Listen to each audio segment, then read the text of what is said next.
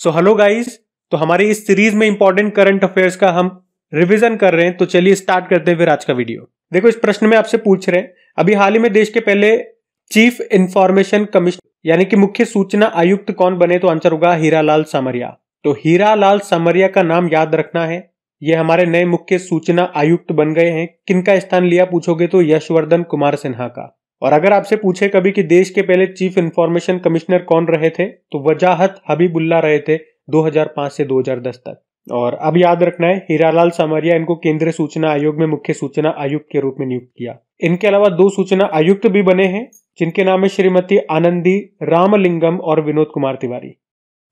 फिर बताओ, 2025 में 24वें एशियाई तीरंदाजी चैंपियनशिप की मेजबानी कौन सा देश करेगा, तो आंसर होगा बांग्लादेश। हम बात कर रहे हैं एशियन आर्चरी चैंपियनशिप की, जो कि 2025 में होंगे। ये इसका 24वां संस्करण होगा और कहां पे होगा, बांग्लादेश में होगा। अभी इसका 23वां संस्करण 2023 में हुआ था, थाईलैंड के बैंकॉक में। फिर बताओ, अभी भारत ने किस देश को हरा करके महिला एशियाई चैंपियंस ट्रॉफी हॉकी खिताब 2023 को जीता, तो आंसर होगा जापान। तो याद रखना, अभी भारत ने जापान को हरा करके महिला एशियाई चैंपियंस ट्रॉफी हॉकी का खिताब जीत लिया है। और भारत ने ये खिताब दूसरी बार जीता है। तो भारत पहले स्थान पर रहा, दूसरे पे जापान रहा और तीसरे पे चाइना रहा। इसका फाइनल कहां पे हुआ था, कौन से स्टेडियम में हुआ था, ये पूछेंगे तो ये रांची के, झारखंड के रांची के मरंग Gomke Jaipal Singh Munda astroturf hockey stadium में हुआ था। ये भी मैंने आपको बता दिया। चलो फिर बताओ, अभी हाल ही में प्रोजेक्ट 15B के तहत निर्मित चौथे और अंतिम गाइडेड मिसाइल विध्वंसक जहाज का नाम क्या है, तो आंसर होगा INS सूरत। और इसको किसने बनाया है, Mazagon dock shipbuilders limited Mumbai ने बनाया है। देखो, प्रोजेक्ट 15B के तहत 4 विध्वंसक जहाज डेस्ट्रॉयर शिप बनाए गए थे। चारों में आपको बता दूं, पहला था INS विशाखापत्तनम, दूसरा था INS मोरमुगांव, तीसरा था INS इम्फाल और ये चौथा है INS सूरत। याद रखना ये। फिर बताओ कि अभी प्रधानमंत्री गरीब कल्याण अन्न योजना को कितने वर्षों के लिए बढ़ा दिया गया, तो 5 वर्षों के लिए बढ़ा दिया गया है। इसमें क्या होता है, गरीबों को 5 किलो मुफ्त राशन दिया जाता है। ये शुरू हुआ था कोरोना के समय 30 जून 2020 को, और ये भी दिसंबर में 2023 को पूरा हो गया था, लेकिन फिर से इसको 5 साल के लिए और बढ़ा दिया गया। ये याद रखना बस।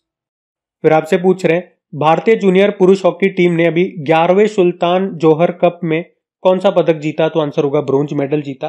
देखो, बात करते हैं अगर सुल्तान जोहर कप की, 2023 में इसका ये 11वां संस्करण हुआ। कहां पे, मलेशिया में। और इसमें हमारी जो भारतीय जूनियर पुरुष हॉकी टीम है, उन्होंने ब्रोंज मेडल जीता है। किसे हराया हमने, पाकिस्तान को हराया। अच्छा, हमने ब्रोंज जीता, तो गोल्ड और सिल्वर किसने जीता, यानी कि पहले और दूसरे स्थान पे कौन है, तो पहले स्थान पे जर्मनी है, दूसरे पे ऑस्ट्रेलिया है और तीसरे पे भारत रहा। फिर आपसे पूछ रहे हैं, अभी हाल ही में टाइम आउट होने वाले दुनिया के पहले बल्लेबाज कौन बने, तो आंसर होगा एंजेलो मैथ्यूज। और ये कहां के खिलाड़ी हैं, ये श्रीलंका के खिलाड़ी हैं। और याद रखना, ये टाइम आउट होने वाले पहले बल्लेबाज बन गए हैं। अब टाइम आउट मतलब क्या होता है, अगर ये समझना चाहो तो मैच चल रहा है, वहां पे एक खिलाड़ी है हमारा, वो आउट हो गया। अब उसके बाद हमारा नंबर है, हमें जाना है क्रिकेट खेलने के लिए। अब नियम ये कहता है कि 3 मिनट के अंदर अंदर, उसके आउट होने के 3 मिनट के अंदर अंदर हमें क्रीज पे पहुंचना होता है। लेकिन अगर 3 मिनट के बाद में जाता हूं तो फिर मुझे टाइम आउट घोषित कर दिया जाएगा। वैसे इस साल जो वर्ल्ड कप हुआ था ना, उसमें ये समय 3 मिनट से घटा करके 2 मिनट कर दिया गया था। और इस तरह से आप कह सकते हो कि इंटरनेशनल क्रिकेट में ऐसा पहली बार हुआ जब कोई खिलाड़ी टाइम आउट हुआ। इससे पहले आपको याद हो तो 2022 के IPL में रिटायर्ड आउट होने वाले पहले खिलाड़ी कौन बने थे, रविचंद्रन अश्विन बने थे। वो भी मैंने आपको बताया था। फिर बताओ, अभी business line change maker of the year 2023 से किसे सम्मानित किया गया, तो आंसर होगा RBI को, रिजर्व बैंक ऑफ इंडिया को। कौन देता है ये सम्मान, तो हिंदू बिजनेस लाइन संस्था के द्वारा ये दिया जाता है। तो ये वैसे अलग अलग 6 श्रेणियों में दिए गए, 6 कैटेगरी में। इस बार 5वां संस्करण था इसका। ये मैंने यहाँ पे लिख दिया है। जैसे RBI को मिला business line change maker of the year का, अमूल को मिला iconic change maker of the year का, प्रधानमंत्री जनधन योजना को फाइनेंशियल ट्रांसफॉर्मेशन, वित्तीय परिवर्तन का, और बाकी और भी आप देख सकते हो। वैसे RBI के वर्तमान में गवर्नर कौन है, शक्तिकांत दास है, 25वें नंबर के। फिर अगला प्रश्न क्या है, अभी हाल ही में एशियाई शूटिंग चैंपियनशिप 2023 में भारत पदक तालिका में कौन से स्थान पे रहा, तो आंसर होगा दूसरे स्थान पे। यहां हम बात कर रहे हैं एशियन शूटिंग चैंपियनशिप 2023 की। इस बार इसका 15वां संस्करण है। कहां पे हुआ, साउथ कोरिया में हुआ। इसमें भारत ने बात करें तो 21 गोल्ड, 21 सिल्वर और 13 ब्रोंज मेडल जीते, यानी कि टोटल 55 मेडल जीते। और मेडल टैली में भारत दूसरे स्थान पे रहा, पहले स्थान पे चाइना रहा। अगला प्रश्न देखते हैं। फिर बताओ, अभी दुनिया में सबसे ज्यादा समय तक प्रधानमंत्री पद पर रहने वाली महिला कौन बन गई है? तो आंसर होगा शेख हसीना। शेख हसीना कौन है? बांग्लादेश की प्रधानमंत्री है। और अभी टाइम मैगजीन ने अपने कवर पर इनका फोटो भी छापा था। ये दुनिया की सबसे लंबे समय तक शासन करने वाली प्रधानमंत्री बन गई है। और अभी आपने लेटेस्ट पढ़ा होगा, ये 5वीं बार बांग्लादेश की प्रधानमंत्री बन गई है, लगातार 4थी बार। टोटल तो 5वीं बार, लेकिन लगातार 4थी बार। अच्छा, मैं आप लोगों से एक प्रश्न पूछ रहा हूं कि भारत में कौन है जो सबसे लंबे समय तक मुख्यमंत्री पद पर रहने वाले हैं? उनका नाम बताओ, किस राज्य के वो मुख्यमंत्री हैं। अगला प्रश्न कह रहा है कि राष्ट्रीय कैंसर जागरूकता दिवस कब मनाया गया? तो आंसर होगा 7 नवंबर को। और कैंसर से याद आएगा, एक वर्ल्ड कैंसर डे भी हम मनाते हैं, वो 4 फरवरी को होता है, जिसकी थीम थी क्लोज द केयर गैप। ये भी याद रखना। फिर आपसे पूछ रहे हैं अभी फिडे ग्रैंड स्विस शतरंज प्रतियोगिता जीतने वाली पहली भारतीय महिला कौन बन गई? तो आंसर होगा आर वैशाली। और आप कह सकते हो इस प्रकार आर वैशाली ये पहली भारतीय महिला बन गई हैं जिन्होंने FIDE women grand Swiss tournament का खिताब जीता है। और इनके अलावा पुरुष प्रतियोगिता में भारतीय खिलाड़ी है विदित गुजराती, वो विजेता रहे हैं। सिंपल सा बस नाम ध्यान रखना, इतना ज्यादा वैसे खास है नहीं ये प्रश्न, फिर भी मैंने कहा एक बार आपको बता दिया जाए। अगला प्रश्न देखो, अगला इंपॉर्टेंट है और ये प्रश्न एग्जाम में आ चुका है अभी। International film festival of India 2023 की शुरुआती फिल्म कौन सी रही? तो आंसर होगा catching dust. International film festival of India अभी जो 2023 में हुआ था, नवंबर के लास्ट में, 54वां संस्करण था। ये याद रखना कहाँ पे होता है, गोवा में हुआ था। और इसका आयोजन करता कौन सा मंत्रालय है? सूचना व प्रसारण मंत्रालय है। और इसमें जो ओपनिंग फिल्म थी वो थी एक ब्रिटिश फिल्म जिसका नाम है कैचिंग डस्ट। और एंडिंग जो फिल्म थी, समापन जो फिल्म थी, वो एक अमेरिकी फिल्म थी जिसका नाम है द फेदरवेट। और ये भी याद रखना, इस साल इसमें सत्यजीत रे लाइफ टाइम अचीवमेंट अवार्ड किसे मिला? एक हॉलीवुड स्टार है माइकल डगलस उनको। और माइकल डगलस का नाम ऐसे भी याद होगा कि 2023 में 76 नंबर के कांस फिल्म फेस्टिवल में लाइफ टाइम अचीवमेंट अवार्ड के लिए पाल्मे दी और पुरस्कार इनको मिला था। अगला प्रश्न पूछ रहे हैं कि कौन सा देश इंटरनेशनल सोलर अलायंस का 95 नंबर का सदस्य बना? तो आंसर होगा चिली। चिली की बात करते हैं, स्टैटिस्टिक्स के देखो, ये एक साउथ अमेरिकी कॉन्टिनेंट का देश है। कैपिटल इसकी सेंटियागो होती है, करेंसी है चिलियन पेसो। प्रेसिडेंट है गैब्रियल बोरिक। आटाकामा का मरुस्थल बड़ा एग्जाम में आता है क्योंकि ये दुनिया का सबसे शुष्कतम मरुस्थल है, ये आपको चिली देश में ही मिलेगा। और इंटरनेशनल सोलर अलायंस का हेडक्वार्टर आपको गुरुग्राम हरियाणा में मिलेगा। ये एकमात्र अंतरराष्ट्रीय संगठन है जिसका मुख्यालय आपको भारत में मिलेगा। अगला प्रश्न है 5वें राज्य खाद्य सुरक्षा सूचकांक 2022-23 में कौन सा राज्य टॉप पे रहा? तो आंसर होगा केरल। तो यहां हम बात कर रहे हैं स्टेट फूड सेफ्टी इंडेक्स 2022-23 की, जिसको जारी करता है food safety and standard authority of India. तो इसमें बड़े राज्यों में केरल टॉप पे है, तो छोटे राज्यों में गोवा है, तो केंद्र शासित प्रदेश यूनियन टेरिटरीज में जम्मू कश्मीर टॉप पर रहा। ये याद रखना। फिर अगला प्रश्न पूछ रहे हैं कि मिस्र से भी पुराने पिरामिड अभी कहां पे खोजे गए थे? तो इंडोनेशिया में खोजे गए थे। इंडोनेशिया के जावा द्वीप पर एक लावा की पहाड़ी के भीतर 98 फीट गहराई पे ये बने हुए हैं और इसे पुंडेक बेरुंडक के नाम से जाना जाता है। और कार्बन डेटिंग से ये पता चला है कि ये 16,000 साल से भी अधिक पुराने हैं, तो ये आप ध्यान रखना। इंडोनेशिया की कैपिटल की बात करोगे तो जकार्ता है। नवीनतम इसकी कैपिटल है नुसंतारा, जो कहां पर स्थित है? बोर्नियो द्वीप पर स्थित है। अच्छा, जकार्ता में किसका हेडक्वार्टर है ये आप बताओ मुझे, हम अगला प्रश्न देखेंगे। तो इस प्रश्न में आपसे पूछ रहे हैं अभी विश्व रेडियोग्राफी दिवस कब मनाया गया? तो आंसर होगा 8 नवंबर को। तो रेडियोग्राफी क्या होता है? इसकी मदद से जो डॉक्टर लोग होते हैं वो एक्सरे तकनीक से शरीर की बीमारियों के बारे में पता लगाते हैं। तो सिंपल सा ये दिवस याद रखना, इसकी थीम है रोगी सुरक्षा का जश्न है।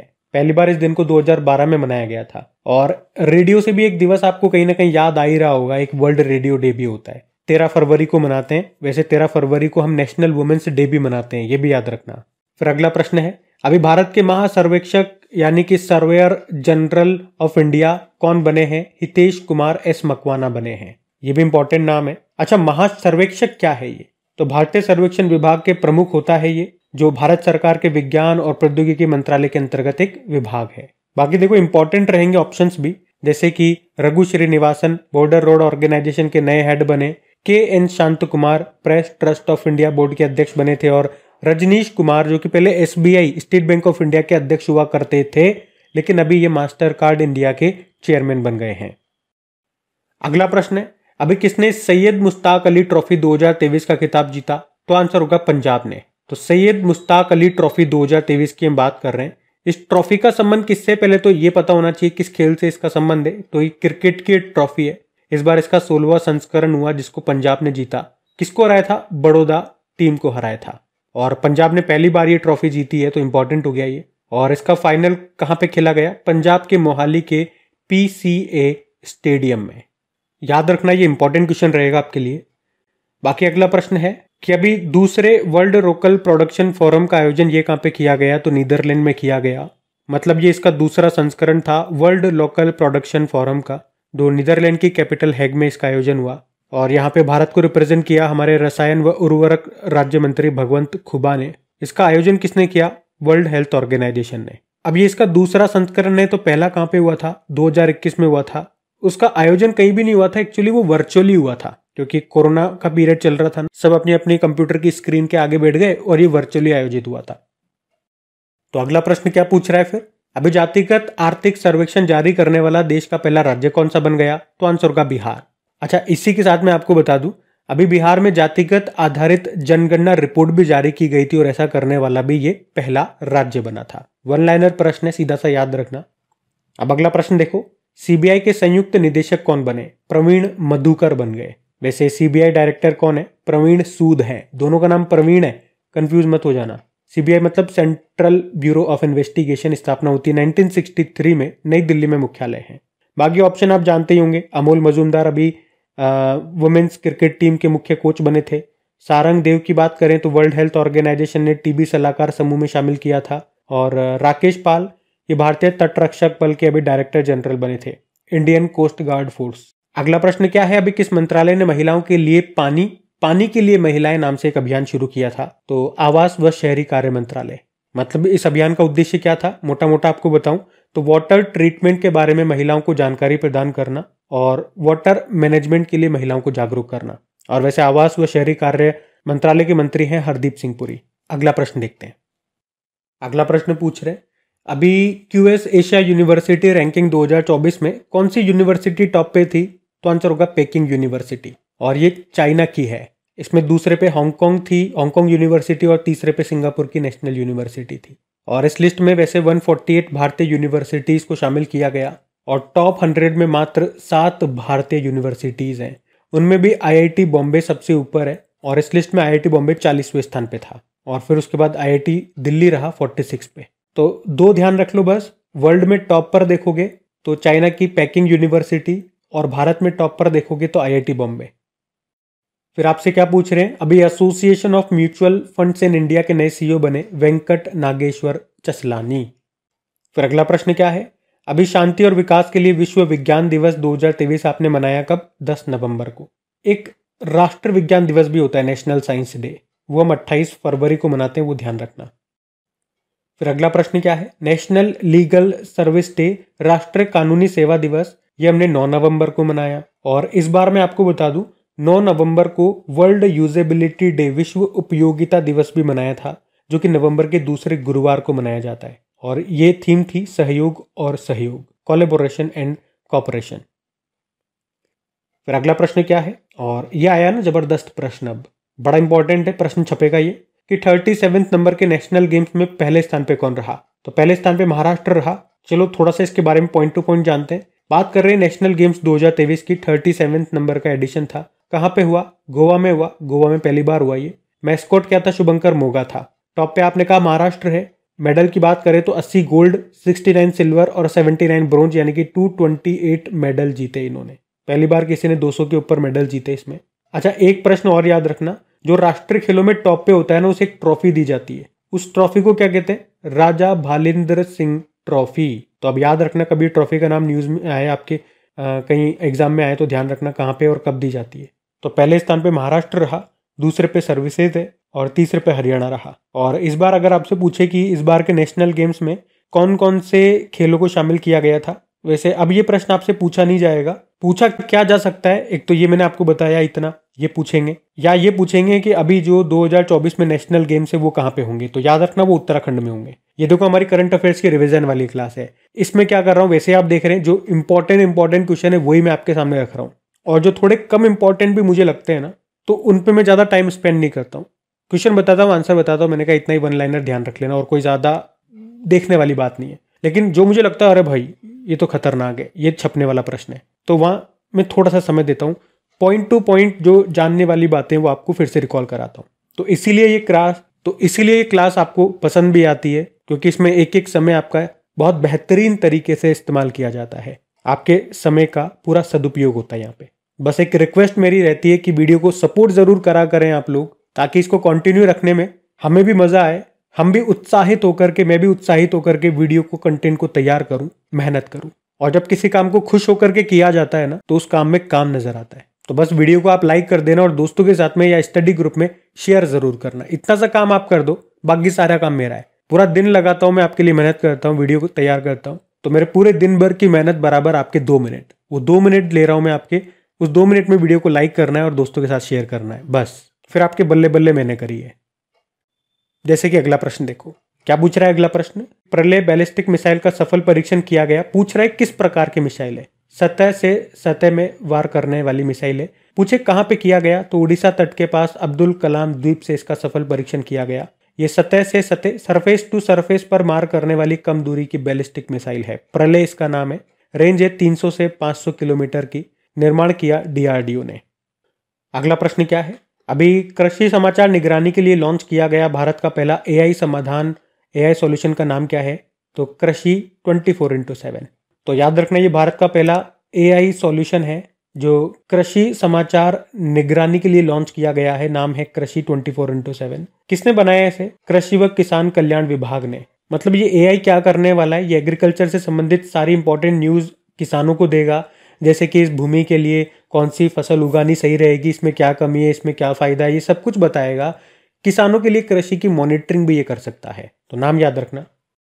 तो गाइज ये थी आज की आपकी रिवीजन वाली क्लास। कैसी लगी आपको क्लास? कमेंट करके जरूर बताइएगा। और एक बार फिर से याद दिला दूं, वीडियो खत्म हो चुका है, वीडियो को लाइक और शेयर जरूर कर देना। Thank you.